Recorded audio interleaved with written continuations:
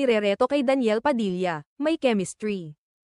Matapos ang isyu ng paghihiwalay nina Daniel Padilla at Catherine Bernardo, maraming netizen ang hindi naiwasang kwestiyonin ang aktor at bansagan siyang isang red flag. Lumutang ang mga espekulasyon ukol sa di umano'y pagtataksil ni Daniel, na naging dahilan umano ng kanilang hiwalayan. Ngunit sa kabila ng mga akusasyon, nanatiling tikom ang bibig ng aktor at hindi kailanman nagsalita laban kay Catherine, bagay na ikinahanga rin ng ilan.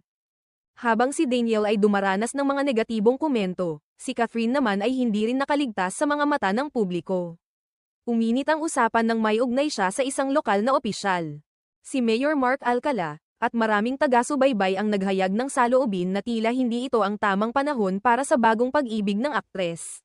Lalo pat sa mga nagdaang relasyon. Wala pa siyang nakitang kaseryosohan, ayon sa ilang tagamasid.